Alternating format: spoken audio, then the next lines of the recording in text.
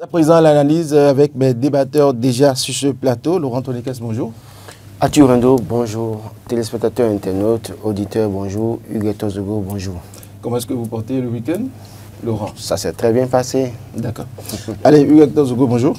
Bonjour Arthur, bonjour Laurent, bonjour également à nos téléspectateurs, à tous les auditeurs qui nous suivent au niveau de la radio Diaspora FM.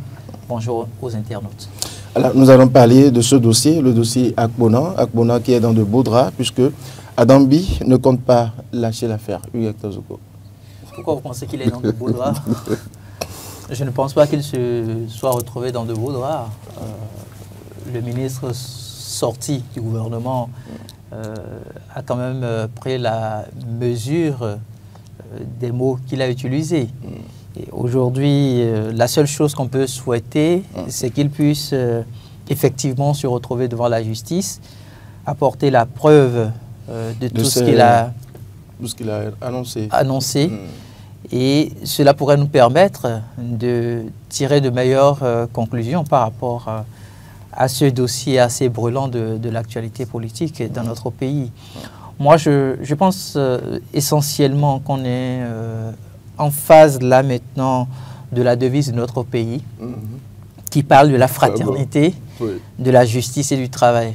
Je me réfère d'abord au principe de fraternité. Le ministre Adambi je retrouve un petit coup de le bon citoyen. Vous ouvrez une petite parenthèse de le bon citoyen sur... non, est-ce que c'est forcément ça? Je pense quand même que le ministre Adambi se retrouve de la même formation politique que le ministre sorti Paulin Akpona. Oui. Et donc à partir de ce moment-là, il y a quand même une certaine notion de fraternité qui devrait régner au sein de cette formation politique-là. Et si à un moment donné, un ministre du gouvernement se permet de faire des déclarations aussi graves, il faut quand même comprendre que la notion de fraternité est passée de côté. Tout à fait. Et on a voulu donner vie à la République.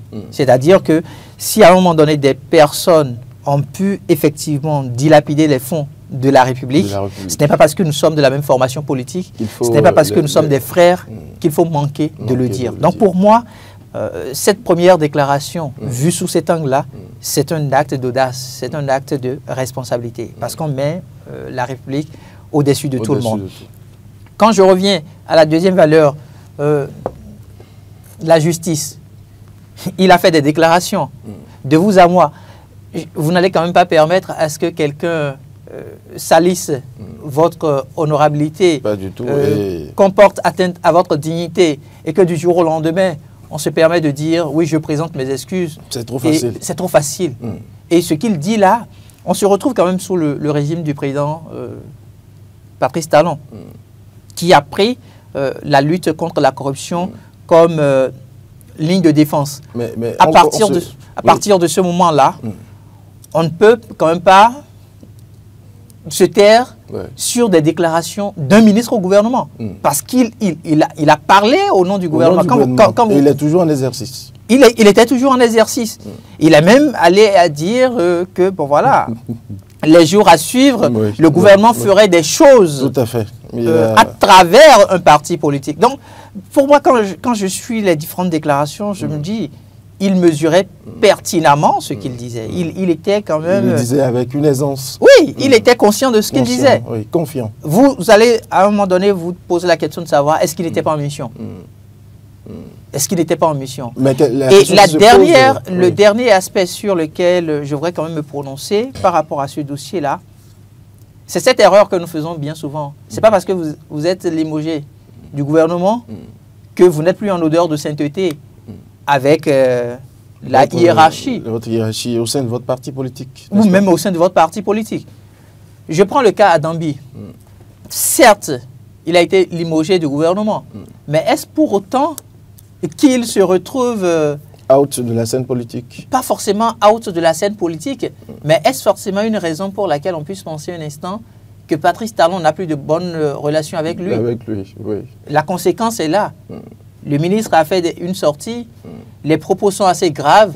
Aujourd'hui, il faut pouvoir justifier et permettre aux Béninois que nous sommes de comprendre ce qui s'est passé effectivement. Tout à fait. Parce que nous en avons soif. Ne l'oubliez pas. Tout à l'heure, en lisant la une des journaux, je crois que ça doit être l'Indépendant qui est revenu sur une question de disparition. Oui, oui, je crois que ça doit être un mobile Internet qui a été offert dans un commissariat de police. Oui, des kits. Oui, oui. Rien que pour ça, aujourd'hui, il y a une investigation qui est en train d'être menée. Et si on compare ce dossier-là à ce dossier très sensible, à ce dont parle le ministre de la République, et qui plus est, vous savez que le ministère de l'Énergie, de l'eau et des mines, ce ministère-là, de par le passé, avait subi beaucoup de coups. On avait entendu suffisamment de choses dites sur les cadres qui ont servi dans ce ministère-là. Donc, si quelqu'un se permet de faire des déclarations aussi dangereuses, pour moi, il faut qu'il se retrouve devant la justice et qu'il permette aux Béninois de savoir ce qui a été fait de leur argent, parce que c'est l'argent des Béninois. D'accord. Hugues, que pensez-vous de la posture d'Adambi? La posture d'Adambi, c'est tout à fait normal. Quelqu'un s'attaque, c'est tout à fait légitime.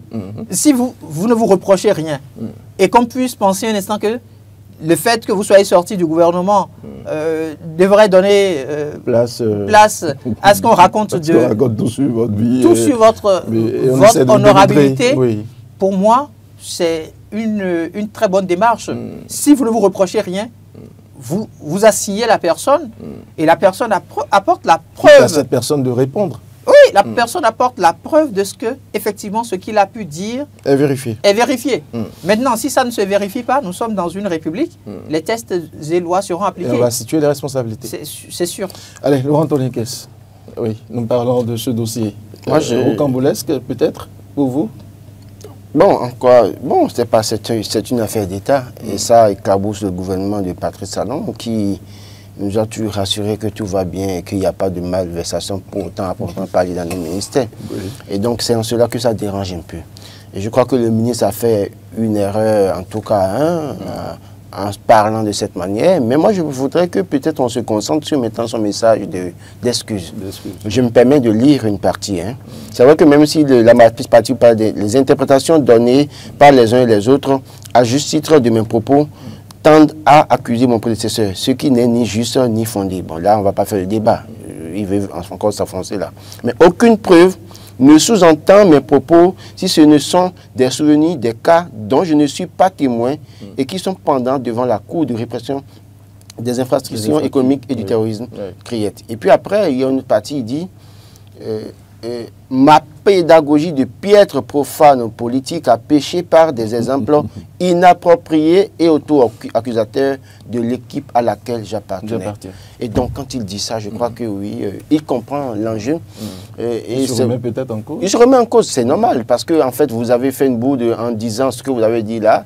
La meilleure option, je crois que vendredi disait, c'est deux options. Soit on arrivait à prouver que Adambi est coupable et il y a des poursuites contre lui, ou alors on n'arrive pas à justifier que Adambi est coupable et lui sera poursuivi pour diffamation. Et ça n'a pas raté. Adambi le poursuit pour diffamation. Mais j'estime véritablement que dès lors qu'il présentait, c'est vrai que dès lors que la parole est libérée comme ça, c'est comme un œuf. Quand ça tombe, c'est difficile, et ça se brise, c'est difficile de ramasser. Mais au fond, il a présenté des excuses à sa famille politique, au gouvernement, au chef de l'État et à son prédécesseur. Je crois que même si le pardon peut être parfois une faute, il faut quand même pardonner. Dira. Non, mais c'est à vous de répéter qui a dit ça. Même si le pardon pourrait être une faute, il faut pardonner quand même. Parce que le problème qui guette, et qui va guetter Adambi, parce qu'en fait, au-delà de tout, tout le monde a vu. Et quand Akpona a parlé, tout le monde a pris faire cause pour Adambi pour dire non, il ne devait pas parler comme ça et tout ça là. Dès lors que vous avez cette couverture du peuple, ou une partie du peuple prend faire cause pour vous, à un moment donné, vous faites profil bas. Parce que la plupart du temps, c'est après le régime qu'on constate des irrégularités. Les irrégularités, tout à fait. Si vous poursuivez l'autre pour diffamation, il est vrai qu'aujourd'hui, peut-être, on ne pourra pas trouver de raison, des choses à vous reprocher. Mais il se peut que dans 5 ans, dans 10 ans, il y a quelque part où vous avez failli. Et ça peut sortir après quand votre équipe ne soit pas plus au pouvoir. Et dans ces conditions, quand vous faites ça comme ça, vous voulez poursuivre à tout prix, parce que l'autre a reconnu avoir diffamé. Vous poursuivez pour diffamation, l'autre reconnaît avoir diffamé, présente excuse publique. Je pense que s'il y a possibilité, il vaut mieux pardonner et faire profil bas. C'est vrai que le gouvernement, puisque une fois que le gouvernement a pris, j'estime que dans ce qu'il a dit, il a clairement dit, hein, il n'a pas de preuves. Il n'a pas de preuves. C'est pris par, je ne sais pas. Oui, il n'a pas de preuves. Alors, finalement, si on le poursuit, on le poursuivra. Pourquoi? Mais qui conseille le ministre, l'ex-ministre Akpona, qui le conseille? Parce que nous avons lu sur plusieurs forums, nous avons lu sur Facebook qu'il serait conseillé par un certain nombre de personnalités. Est-ce qu'il est effectivement conseillé? Est-ce que vous avez appris que l'autre veut poursuivre les journalistes qui a personne? Non, mais pas moi. Non, c'est vrai que les gens disent que c'est qui lui aurait soufflé à l'oreille des choses, mais il n'est pas un enfant. Hein. Écoutez, il n'est pas un enfant.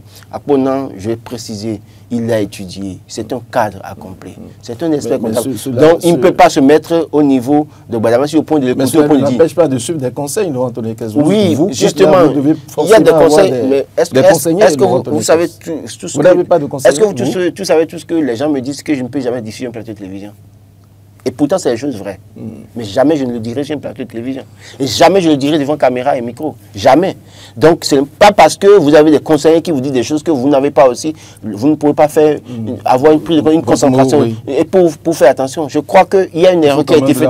Il y a une erreur qui a été faite. Reconnaissons qu'il y a une erreur qui a été faite. Il a présenté des excuses. Je pense qu'il revient maintenant au chef de l'État, le premier magistrat, de voir s'il doit peut-être... engager des poursuites pour que davantage il s'explique. Mais il a clairement dit qu'il n'a pas de l'intervention du chef de l'État peut dédouaner non, c'est une famille politique. C'est une famille politique. Pendant que Adambi est prêt. Non, c'est une famille politique. Le chef de l'État, j'ai dit, le gars a présenté l'esprit public avec un communiqué partagé, diffusé un peu partout. Si le chef de l'État, patron de la famille, de la mouvance, appelle le ministre Adambi pour dire retire ta plainte, il peut retirer. D'accord. Et ça va se régler en famille. Seulement que dès lors que la parole est déjà libérée, il y a du discrédit sur le gouvernement. Quoi qu'en soit, quel qu'en soit ce que les gens disent, les gens se disent est-ce qu'il n'y a pas de pourquoi donc de chuchotement de part et d'autre. C'est tout le problème que ça cause aujourd'hui. Mais si déjà ils présentent des excuses, je continue de dire, même si le pardon peut être une faute, quand même il faut apprendre à pardonner. C'est votre ami. Ok, Hugues Zougo, oui. Je pense quand même parfois que nous nous retrouvons face d'une situation assez grave. Et il faudrait que ça ne se répète plus jamais dans notre République. Plus jamais. Je préfère utiliser des mots assez critiques et assez acerbes par rapport à cette affaire-là. Parce que si c'était un citoyen lambda qui n'occupait aucun poste de responsabilité, au plus haut niveau, aucun poste de responsabilité, et qui avait porté discrédit sur X ou Y, je vous assure que personne ne serait là pas du tout à vouloir que l'on puisse calmer les ardeurs. Ce qui a été dit, pour moi, c'est assez grave. Même si le ministre Adambi retirait sa plainte, ne soyez pas surpris de voir un citoyen béninois porter une plainte contre le ministre Akpona. Parce qu'il a parlé des siphonneurs. En fait, c'est des mots forts. Oui, des mots forts. Qui ont un sens bien précis. Et il a rappelé dans ses propos que bientôt, lui, il reviendra. Il annonce les couleurs. Il reviendra pour faire ce qui aurait pu être. Mais il faut que justice soit rendue, en fait, aux populations béninoises. Mais rassurez-vous. Qui sont ces siphonneurs? Qui sont ces siphonneurs-là? Que ce soit le ministre Adambi ou quelqu'un d'autre, le peuple béninois doit pouvoir connaître ces siphonneurs. Vous n'allez pas... Je considère même que... Non, mais il va justement les citer. Je considère même que c'était des acteurs qui avaient servi sous le régime Boni Yayi. Mais il faut qu'on les connaisse. Mais il est parti de 2016. Hein, donc, non, c'est-à-dire que je dis même... Il a dit à partir de 2016. Oui. Il a parlé de la mobilisation par le gouvernement de la rupture. Je ne refuse pas. C'est-à-dire, moi, je dis même que si c'était une défense, c'est-à-dire que dans sa défense, même s'il trouvait aujourd'hui qu'il ne parlait pas du ministre Adambi, Puisque là, maintenant, il y a une fuite de responsabilité. Quand vous lisez le communiqué qu'il a envoyé, pour moi, à la limite, c'est une insulte. Je prête en excuse. À la limite, c'est une insulte. Nous sommes quand même des intelligents. Vous parlez d'un individu. Et après, pour présenter des excuses, vous dites encore des contre-vérités. Lisez convenablement le communiqué et vous allez comprendre qu'il y a suffisamment de contre-vérités dans ce qu'il dit. Donc, ce n'est pas parce qu'on se lève, vous racontez des conneries sur la vie de quelqu'un, et du jour au lendemain, vous revenez sortir un communiqué qui se retrouve à la une pratiquement de tous les journaux comme titre, qu'on va vous laisser partir. Non. Il a parlé des siphonneurs de la République. Et moi, en tant que citoyen béninois, ça vous dérange énormément. Ça me dérange énormément. Qui sont ces siphonneurs-là? Il doit pouvoir Aujourd'hui, le président Patrice Talon, il y a quelque chose que nous ne voyons pas. Le président Patrice Talon, en le sortant du gouvernement, lui donne la carte blanche d'aller répondre et de démontrer qu'en réalité, il y a ce qu'on appelle la séparation des pouvoirs au Bénin. Il aurait pu se retrouver encore au gouvernement à la date d'aujourd'hui que tout aurait été dit sur la personnalité du président Patrice Talon. Maintenant qu'il est sorti, où on lui donne la possibilité de se retrouver devant la justice pour répondre. Mais répondre devant la justice, qu'est-ce que ça signifie? Soit vous apportez la preuve de ce que vous avez dit, soit vous n'avez pas la preuve. Et vous subissez. Et vous subissez. Ce n'est pas sûr à travers les médias que l'on dit qu'on n'a pas les preuves. C'est devant la justice. C'est devant la justice qu'on dit qu'on n'a pas les preuves. Maintenant, s'il n'a pas les preuves, il n'a qu'à le dire devant la justice. Je pense qu'il doit comprendre une réalité. En l'état là, on n'aura aucune preuve. En l'état là, on n'aura aucun coupable. Vous voulez citer quel coupable ou quel siphonneur avec le régime? Non, mais attendons de voir. Je vous dis, vous voulez citer. Qui veut citer? Attendons de voir. Ne rêvez pas. L'affaire est en train d'être étouffée. L'affaire finit comme ça. Malheureusement, il a commis le péché de... Quelle suite? Soit Adambic poursuit sa plainte de diffamation et il va répondre de diffamation là-bas, ou alors Adambic se retire sa plainte et puis on continue. La vie continue. Seulement que ça a jeté du discrédit sur le gouvernement, il va falloir travailler pour corriger ça. Mais malheureusement, Adambic, quand vous lisez vous lisez son communiqué, ça veut dire que même s'il a des informations, il a suffisamment montré qu'il n'a pas les couilles pour aller présenter des preuves quelque part. Il ne pourra pas. Vous voulez qu'il cite qui?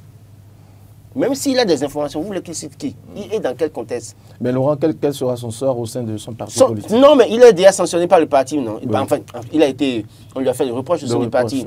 Il se peut que peut-être il soit mis un peu à l'écart des choses, parce qu'en fait, il a mis le gouvernement en difficulté, parce qu'avec cette affaire, il met le gouvernement en difficulté. Mais, à faire des preuves là, même si vous donnez 365 jours à Conan devant la justice pour dire prends tout ton temps, dis tout ce que tu veux, c'est pas évident qu'il saute.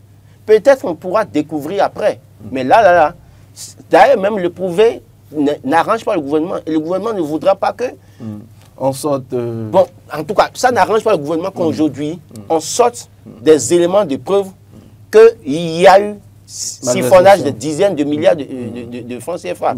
Et Akpona a compris que ce qu'il a dit crée du problème pour son parti, la mouvance. Et donc, la meilleure option, c'est de dire, comment vous appelez? Je présente mes excuses. Oui, en fait, j'avoue que je suis coupable. Oui. Je suis coupable. Ce que j'ai dit, je n'aurais pas dû dire. Bon, voilà. Merci de m'excuser. Oui, et c'est tout simple. Donc, nous allons peut-être vouloir... Vous pensez que c'est trop facile, Laurent Antoine? Mais c'est trop facile. C'est trop facile, mais malheureusement, je vous ai commencé par quoi? Vous voulez qu'il cite qui? Vous voulez qu'il sorte quelle preuve? Même s'il a des bribes, même s'il a des bribes d'informations. Parce qu'aujourd'hui, à l'heure où nous parlons là, il a déjà sorti un communiqué pour dire je n'ai pas de preuves à toi, pour dire. Vous voulez qu'il revienne demain pour dire qu'il a les preuves? Mais cela ne suffit pas, Laurent Tonekes. Les citoyens observent. Les citoyens observent, malheureusement pour nous, citoyens. L'opposition est là. L'opposition a demandé une commission d'enquête. Oui. Vivement que ça prospère. Vous pensez qu'ils ne vont pas poursuivre le dossier? Vivement que ça prospère. À chaque gouvernement, c'est problème. Ça va prospérer. Non, vivement que ça prospère. Moi, je suis très embêté par cette lecture de penser un instant que si aujourd'hui un dossier pareil était effectivement vérifié, que ça pourrait éclabousser le gouvernement. En quoi ça pourrait éclabousser le gouvernement? Vous n'avez pas vu plusieurs personnes, vous n'avez pas vu plusieurs cadres occupant des postes de responsabilité derrière les barreaux? Oui, mais Hugues, ça n'arrange pas le gouvernement. En quoi ça n'arrange pas le gouvernement? Est-ce que c'est la première fois où on a entendu parler sous le régime de Patrice Talon qu'il y a eu des détournements de fonds ou qu'il y a eu disparition de fonds? Ce n'est pas la première fois. Est-ce que vous avez vu les personnes répondre devant la justice? La réponse c'est oui.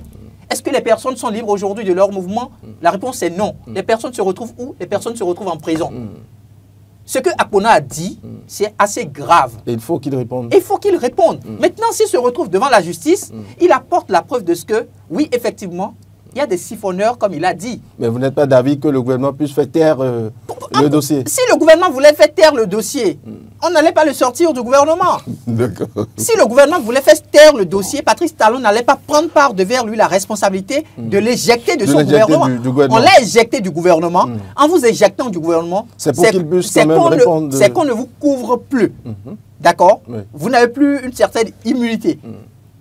Donc, à partir de ce moment-là, vous êtes libre. C'est peut-être une démarche pacifique. Démarche pacifique par rapport à quoi? Vous tenez des propos, vous parlez de siphonneurs. J'ai l'impression que vous ne mesurez pas la portée du mot qui a été utilisé. Tout à fait. Vous parlez de siphonneurs. Oui. Et le gouvernement prend la décision, donc, de dire ce que vous avez dit là. Ça ne nous engage pas. Et à aucun moment... À aucun moment, le porte-parole du gouvernement l'a dit, à aucun moment, il n'a présenté au chef de l'État une situation pareille de son ministère. Oui. Mais il se permet de faire une déclaration comme ça. Cette déclaration-là, ça va porter de l'opprobre sur le gouvernement s'il était encore maintenu. Maintenant qu'on le libère et qu'on lui dit, vous êtes déchargé, vous vous retrouvez dans la posture de citoyen. Son parti politique même dit ne pas se reconnaître à travers les propos qu'il a utilisés. OK? La suite, c'est quoi? On est dans un état de droit, n'est-ce pas? L'état de droit, les institutions de la République fonctionnent, n'est-ce pas? Très bien. Eh bien, la justice a été saisie. Et je vous le dis, même si aujourd'hui, le ministre Adambi retirait sa plainte, il y aura un citoyen qui va déposer une plainte contre Akpona. Peut-être l'opposition. Je vous dis, laissez l'opposition. Il y aura un citoyen qui va déposer une plainte contre Akpona. Parce que il est important pour nous de savoir effectivement qui sont ces siphonneurs-là. On ne va pas. Donc, vous y tenez tellement, Hugues Hector Zoukou. Vous pensez un instant que n'importe qui se lève, parce qu'il a occupé le poste de ministre, se lève, fait des déclarations et revient pour dire non, les détournements dont je parlais là, ça n'a jamais existé. Et vous voulez que les populations continuent avec cette largesse-là? Je pense véritablement que il faut se référer à la première sortie du porte-parole du gouvernement au lendemain de cette affaire. Il a précisé que Adambi n'est pas sorti du gouvernement pour malversation.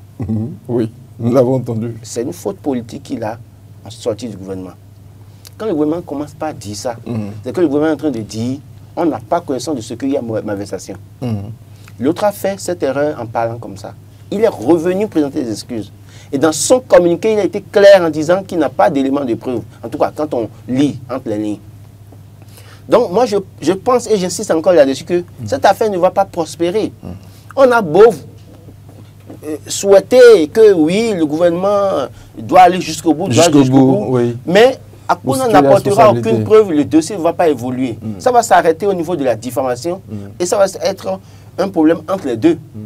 Mais que pensez-vous des propos de Hugues si un citoyen lambda se levait et le citoyen va se lever et interpeller, demander à Akpona de répondre. Akpona va peut-être opposer son communiqué. Et la justice va dire, mais on va vous dire, le monsieur que vous poursuivez a présenté des excuses publiques en passant un communiqué pour dire qu'il n'a pas de preuves. Donc désormais, vous conseillez alors que désormais quand on... C'est pas moi. Il faut branler des communiqués pour... Ce n'est pas moi, ce n'est pas moi. La réalité, on a du temps. Malheureusement, ce n'est pas moi. La réalité est là. Pour apprécier. Ça ne se passe pas comme ça dans une république. On aurait souhaité mieux. Mais malheureusement, en l'état, les gens nous montrent déjà le chemin. Comment ça va finir? Donc, on dit, Arthur Rondeau, excusez beaucoup certains exemples que je donne. Arthur Rindeau a volé le stylo de Laurent. Oui. D'accord? Oui. Et pourtant, Arthur Rindeau n'a pas volé le stylo.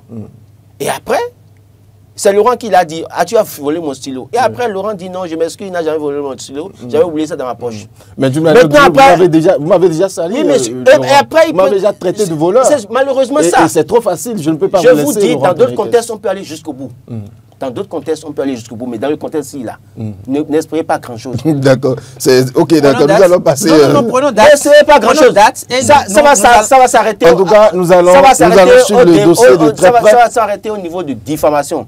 Parce que le porte-parole a dit que Adambi n'est pas sur le gouvernement pour manifestation. Et à aucun moment, on a déposé un rapport. Il l'a dit clairement. Tout le monde a entendu ça. Et le monsieur est venu encore présenter un pour dire je n'ai pas de preuves. Finalement, vous voulez quoi? Vous allez à tout le monde.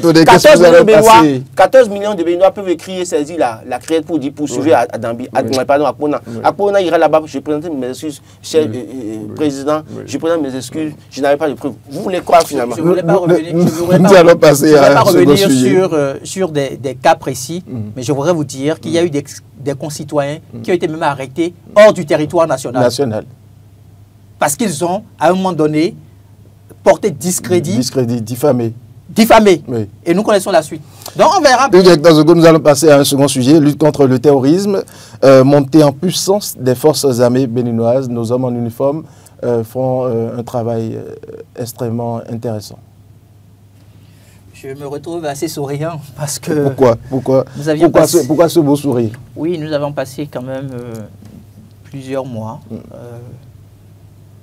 à vivre une certaine peine avec nos forces de défense nationale et de sécurité publique.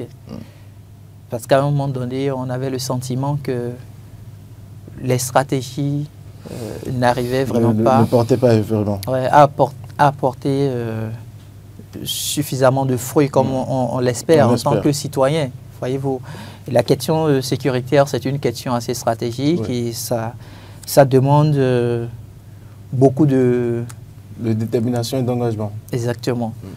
Et aujourd'hui, je pense quand même que notre nation, le Bénin, peut quand même manifester sa fierté, manifester davantage sa fierté, parce que nous la manifestions déjà, mais on peut la manifester davantage.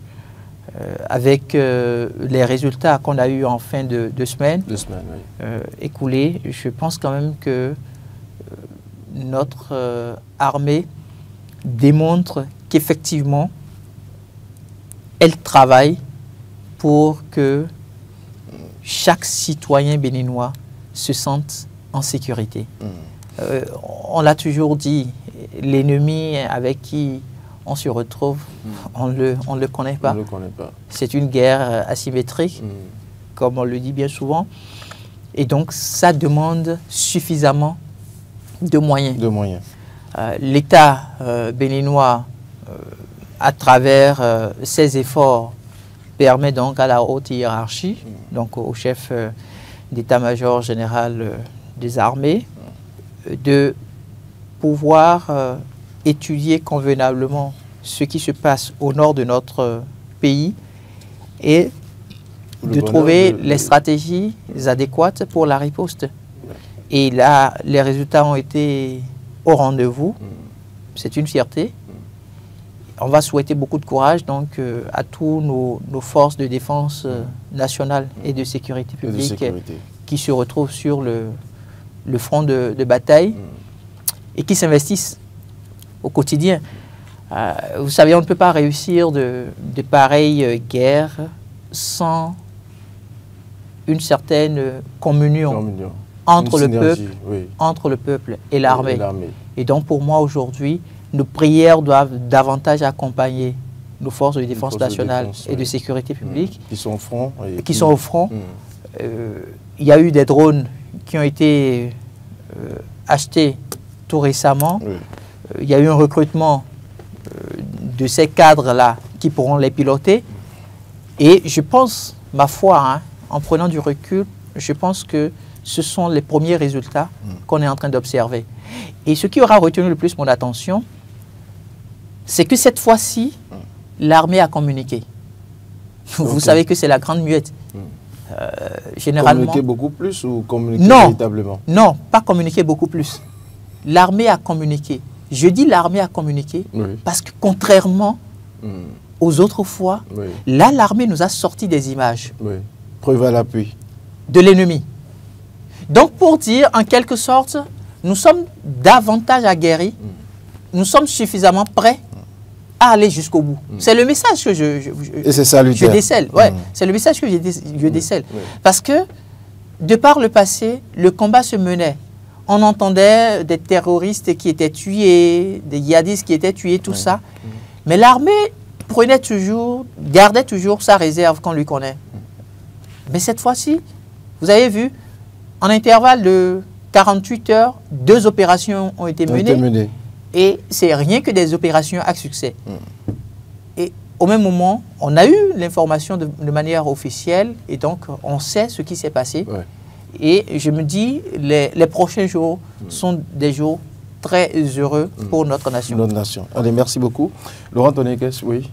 L'armée qui quand même essaie de prouver d'une manière ou d'une autre sa capacité face à l'adversaire. Je crois que c'est à saluer parce que quand vous avez des gens qui sont dans la partie septentrionale du Bénin qui vous font le point de ce qui se passe dans cette région du Bénin où ils sont en insécurité totale exposés aux djihadistes, aux terroristes régulièrement et qu'on apprend au moins qu'aujourd'hui nos forces de défense, c'est vrai qu'ils faisaient des efforts par le passé. Et donc peut-être qu'ils ne communiquaient pas autant là-dessus, mais là maintenant il faut communiquer. Pour donner l'assurance aux populations de ce que, oui, un travail a été fait par les forces de défense et de sécurité et en même temps motiver les gens à collaborer avec les forces de défense et de sécurité en leur donnant les informations précises et correctes pour arriver à annihiler les velléités de ces terroristes. Malheureusement, ils font tellement de mal dans nos localités. On a vu des militaires tomber au front. Et quand vous avez la malchance de connaître des gens très proches à vous qui sont partis dans ces conditions, c'est très douloureux, très douloureux. J'en vais pour preuve ce jeune que j'ai connu à Boubin-Calavi, que je voyais chaque fois au niveau de l'intendance à Calavi, à Cotonou, pardon, à Danry, quand j'allais à Cotonou, à Faux-Laurent, qui me saluait, après m'écrivait. Le dernier message que j'avais lu de lui, c'était sur Facebook, à Faux-Laurent, je veux 2000, je veux quelque chose, il n'y a rien pour moi. Et qui après, j'apprends qu'il a été criblé de balles par les djihadistes. Quand vous apprenez ce truc-là, vous êtes choqué. Et j'ai cité le mari de la trésorière générale de mon ONG, qui est moi aussi au front. Et je peux citer aussi le cas de Mme Elena Kapochichi, présidente d'ONG, dont le mari est allé au front également, dans le président Mirador qui est décédé. Quand vous connaissez des gens proches comme ça, et que vous savez ce que les gens ont vécu, et quand vous faites le point, c'est-à-dire que vous avez peur même pour vous, parce que vous dites, si on ne fait pas d'efforts pour limiter les assauts de ces personnes de mauvaise foi dans la partie septentrionale du Bénin, il se peut qu'ils veuillent étendre leurs actions vers d'autres régions du Bénin. Et donc, quand ça commence comme ça, il faut encourager les forces de défense et de sécurité. Il faut quand même aussi demander au gouvernement de davantage motiver les soldats, de davantage donner aux soldats les moyens de combattre. Hugues Tozogo a parlé de drones. Oui, il faut vraiment... Il faut des drones davantage. Et c'est vrai qu'il y avait des drones qui avaient été donnés, mais qui n'ont pas pour autant servi à proprement parler des forces de défense et de sécurité. Les drones qui ont été acquis, en tout cas tout récemment aussi, ça a quand même renforcé ce qui se fait maintenant. D'une manière ou d'une autre. Mais il faut vraiment équiper une force de défense et de sécurité en matériel militaire. Parce que le plus souvent, ils le disent eux-mêmes, c'est-à-dire vous vous rendez compte que malheureusement, les forces de défense et de sécurité sont parfois plus équipés que nos soldats. Et donc, il y a mal donne. Et j'ai vu je ne sais pas si c'est le général Gominan qui disait qu'ils ont asséché les points d'approvisionnement des forces, des djihadistes. Parce que les djihadistes, malheureusement, des gens ont été jugés au niveau de la criette. Je crois que ça a contribué sérieusement à ce qu'on a comme résultat. C'est-à-dire que des citoyens qui approvisionnent les djihadistes, les terroristes en carburant, en produits pétroliers, en vivre un certain nombre de choses. Et dès lors qu'on a commencé à travailler à ce niveau, ça a commencé par affaiblir les terroristes et du coup, ils n'ont pas la possibilité d'avoir assez de moyens puisqu'ils roulent à moto. Ils mangent, ils vivent bien. Donc, il y a forcément des gens qui les approvisionnent. Donc, quand on va couper, on va sécher les circuits, ces réseaux d'approvisionnement, ça va davantage les affaiblir. Et on pourra les maîtriser. Donc, je crois que je voudrais en appeler à tous ces Béninois qui, s'ils ont peut-être, s'ils nous suivent, leur dire, si vous êtes Béninois, et que parce que vous êtes vendeur de produits pétroliers, vous connaissez bien le réseau et que vous approvisionnez ces personnes, vous êtes au mauvais choix. Vous tuez vos compatriotes. La meilleure option, c'est de collaborer avec eux et de les livrer. Parce que ceux qu'on tue là-bas, peuvent vous aider un jour. Quand on tue un Béninois là-bas, ce Béninois peut être celui-là qui, demain, va aider votre fils à le nommer peut-être ministre ou député, à le positionner pour être député ou bien le nommer directeur quelque part. Donc, s'il arrivait à occuper des postes de responsabilité. Donc, quand vous pensez qu'on tue des gens à Banikwara, à Kandi et que vous êtes à Cotonou ou Calavi, alors que vous connaissez bien le réseau, ou bien vous êtes peut-être à Gogounou, mais vous connaissez le réseau et vous ne voulez pas collaborer, ce n'est pas bien. Je crois qu'il faut, dans une synergie d'action, que tous les Béninois collaborent et dès lors qu'on a des présences suspectes, il faut les dénoncer pour aider nos forces de sécurité. Les soldats morts au front, c'est une perte pour la nation et c'est pour une perte pour chacun de nous parce qu'on ne sait pas qui demain peut aider qui. Hugues-Hector Jogo, la population a d'une manière ou d'une autre aussi la responsabilité d'aider à l'atteinte des objectifs. Vous pensez aussi comme Laurent Tonekes?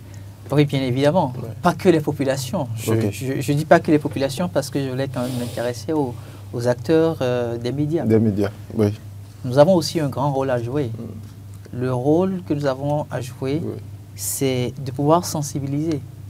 Sensibiliser suffisamment pour que les citoyens comprennent qu'en réalité, le combat qui se mène là, c'est pour la survie de notre République. De notre République.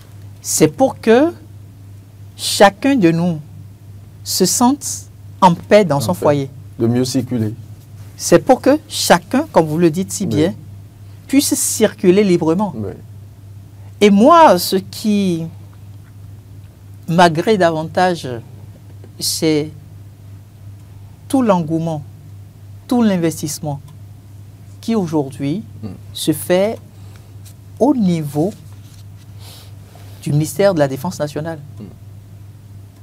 En tant que citoyen... En termes de matériel? En termes de matériel. Oui.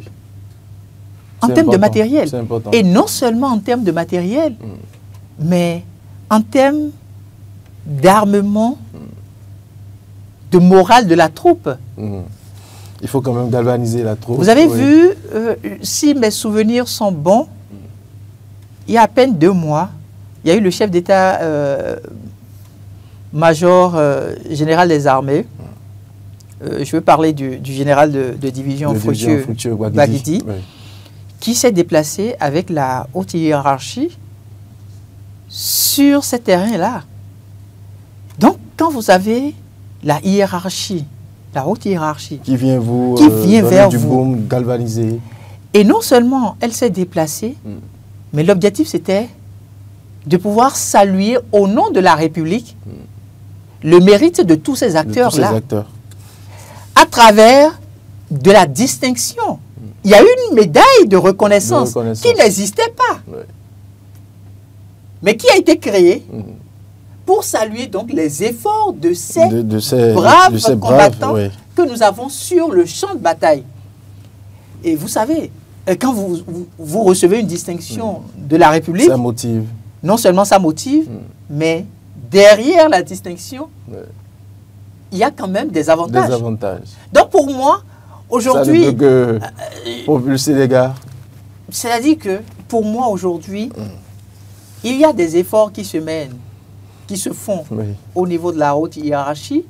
Il y a des efforts qui se font. C'est vrai qu'on a un ministère de la Défense délégué. Et ça, on se pose... Qui mouille énormément les maillots. Non, c'est-à-dire qu'on ne se pose jamais peut-être la question de savoir, mais pourquoi c'est un ministère délégué? Est-ce que vous et moi, on se pose cette question-là? Pourquoi le chef de l'État a préféré que le ministère de la Défense nationale soit un ministère délégué? Ça voudrait dire qu'à un moment donné, il veut mettre fin à tout ce qu'il y a eu de par le passé et qu'on connaissait, dont on entendait parler au niveau de ce ministère-là et qui ne motivait pas la troupe à effectivement servir la nation. Le chef de l'État même comprend aujourd'hui qu'il faut accompagner nos forces de défense nationale. Le ministre conseiller à la justice aussi n'a pas contribué peut-être? Non, excusez-moi, ne m'emmenez pas sur cette piste, s'il vous plaît. Oui. Ce que je dis, c'est assez pertinent. Le chef de l'État aujourd'hui, à travers les efforts qui se mènent, les recrutements qui se font, au-delà du recrutement, les équipements qu'on achète, tout ça, c'est à saluer. Et en tant que citoyen, ce que nous devons faire le plus, c'est de communiquer. Laurent l'a dit, vous ne pouvez pas être sur un territoire et juste parce que vous voulez gagner 500 000 peut-être, vendre des produits pétroliers à l'ennemi pour atteindre l'armée de votre pays. Ce n'est pas possible. C'est pas possible. Donc, à un moment donné, il faut que le patriotisme puisse nous animer. Le sursaut patriotique puisse être au cœur de notre vie. Informer soit le commissariat de police le plus proche, informer soit le délégué et lui dire, attention, nous avons appris telle chose. Il y a telle chose qui se produit. On a vu telle personne tel mouvement qui s'est retrouvée dans telle maison avec des actes. Ça va aider. Ça va aider. Avec des actes suspects. Vous avez fini de jouer votre partition. Les autorités prendront la relève. Vont prendre la relève. Elles savent effectivement comment se comporter pour apprécier si les personnes dont vous êtes venu vous plaindre, est-ce que ces personnes-là se retrouvent dans de pareils réseaux ou pas? D'accord. Et par finir, c'est la nation béninoise qui pourra tirer son épingle du jeu. Et comme le dit le chef d'état-major général, le général de division Fotiou Baguedi, aucun centimètre carré de notre territoire ne doit être cédé à l'ennemi. Parfait. Et autant que nous sommes, nous devons y travailler. Cette fierté-là, nous allons encore la revivre le 1er août prochain. La fierté d'être un peuple souverain. Il faut qu'on y travaille au quotidien. Parfait. Laurent Tonekes, nous allons rapidement parler du troisième sujet. Très rapidement, je le précise. Yahi Chirungbedi, nous l'avons vu. Le ballet des immortels nous apprend le Béninois libéré. Pourquoi vous insistez sur très rapidement? Oui, très rapidement, surtout parce que je vous connais très bien. Le ballet va continuer. Malheureusement, nous sommes dans une période où le ballet aura tellement de ballets. Quel est le jeu qui se dessine selon vous? Je n'ai pas été assistant de la réunion. Oui, apportez votre Vous savez que l'autre est en palabre avec sa formation. Nous avons vu la joie qui a animé les deux personnalités à travers les photos. C'est eux qui sont heureux.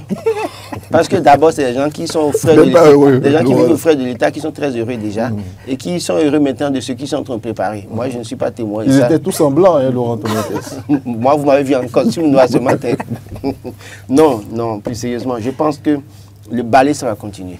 Ça va continuer jusqu'en 2026, jusqu'au soir des élections même, hein. C'est-à-dire vous allez voir le ballet, Yahi chez Rumbedi chez Yahi, et après Amosou chez Talon chez Amosou, ou Amosou chez Djabbenou chez Amosou. Vous allez voir tous les cas de figure. Vous allez voir même Paul Rompé qui négocie les parrainages chez Talon, parce qu'il veut attendre. C'est pas ça le sujet. Non, le sujet de ce vous n'avez pas de ballet. Okay. Donc, les balais, on en aura à foison. Vous allez voir chez Antoine Guédou, chez Boniaï, MPL, Espérance TB, chez les démocrates. Ces balais-là, vous ne pouvez pas empêcher les gens de faire leur balai. Ils ont le temps, ils ont les moyens. Permettez-leur de se promener un peu, de se parler, de décider ce qui semble bon pour eux. Ce qu'ils sont en train de décider, c'est bon pour eux, est-ce que c'est bon pour le peuple? Le peuple avisera depuis le premier mandat du chef de l'État, on a habitué à utiliser le verbe aviser. Oui. Donc, oui, que Boniaï aille chez Rumbedi, Boniaï sait pourquoi. Et donc, d'ailleurs même, c'est un cas de figure qu'on a déjà vu en 2015. Rumbedi qui a tout le temps critiqué Boniaï. D'accord, mais qui en est arrivé à supporter son candidat Lionel Zinsou.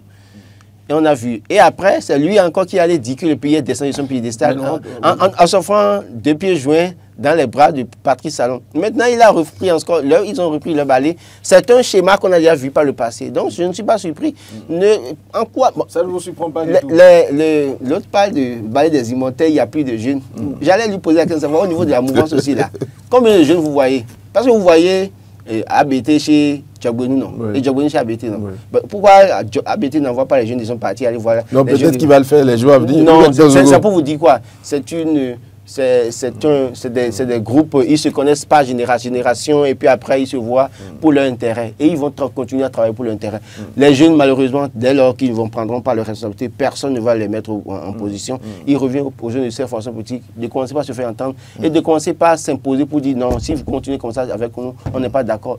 Aussi longtemps, si on leur donne les dessous de table ou les miettes qui tombent des tables là, et que c'est eux-mêmes, ils s'y plaisent, vous voulez défendre qui? Je crois que c'est malheureusement ce qu'on va observer. Docteur Zogo, la presse a largement, on a largement parlé aujourd'hui, ce tête-à-tête entre Yahi et puis Adrien Mbedji. Vous souriez, Docteur Zogo. Deux citoyens d'une même nation. Qu'est-ce qui justifie ce sourire? Deux citoyens d'une même nation oui. qui se rencontrent. Je ne vois pas où se situe le débat. Ok. Il n'y a pas de débat. Ils sont... Vous avez des informations à partager avec nous? Non, on n'a pas d'informations, mais peut-être vous avez des informations. Non, je n'en ai pas. Ok. Bon, nous, on n'en a pas. Si je rencontre Laurent Tonekes... Mais Adrien Mbedji, on parle du PR et Yahi, on parle des démocrates. C'est interdit qu'il se parle désormais? Bon, je ne sais pas, c'est à vous de me le dire. Non, ce n'est pas interdit qu'ils se parlent, attention. C'est pas parce qu'ils sont... c'est quand même l'autre, c'est l'UPR. Non, c'est pas parce qu'ils sont de différentes formations politiques qu'ils ne vont pas se parler. Écoutez, en réalité, ne soyez pas surpris. Quelle est la réalité? Ne soyez pas surpris que le peuple béninois soit toujours un peuple pacifique. Ce sont les indices de la paix. Merci. Ce n'est pas deux choses. Merci. Ce sont les indices de la paix. Hier, nous ne nous parlions pas. Aujourd'hui, nous parlons. Parce que nous ne partageons pas les mêmes points de vue. Nous avons décidé de nous revoir et de nous parler. Pour qu'il y ait stabilité. Qu'est-ce qu'on peut demander de mieux? Vous aviez vu Joseph Gabouenou quitter la Cour constitutionnelle, aller rencontrer Adrien Mbedji à son domicile. Oui. Joseph Gabouenou quitter la Cour constitutionnelle, aller rencontrer Louis Vlavonou. D'accord? Oui. Après ça, il rencontre Bruno Amoussou. Et quelques jours, il se retrouve à porter la plus grande formation politique ayant de représentation à l'Assemblée nationale. Donc, il se retrouve à la tête de l'UPR. De la même manière où ça commence là, Mbedji est allé déjà voir Boni Yahi à plusieurs reprises. Oui. Boni Yahi qui fait le mouvement inverse. Oui. D'accord? Ne soyez pas surpris que demain, vous puissiez entendre qu'à partir de ces différentes rencontres, il y a peut-être eu un candidat qu'ils ont décidé de soutenir pour les prochaines élections présidentielles. Et quand ça se passe comme ça, je dis, ce sont les prémices de la paix. Parce que si chacun reste dans son camp et tient mordicus à ce que ce soit son mot d'ordre qui passe, on ne parviendra pas à obtenir gain de cause. Ce que les populations béninoises souhaitent aujourd'hui, ce n'est pas autre chose. Ce qu'elles souhaitent, c'est juste la paix, rien que la paix. Donc, le balai n'a qu'à se poursuivre. Que ce soit vers même le président Patrice Talon, parce que malheureusement, ce qu'on ne sait pas, c'est qu'on n'a souvent pas les images officielles quand on va rencontrer le chef de l'État. Allez, nous allons y revenir. Il faut avouer que ça, c'est le balai du jour. Il y a les balais nocturnes. Nous allons revenir. Oui, les balais nocturnes, nous allons y revenir.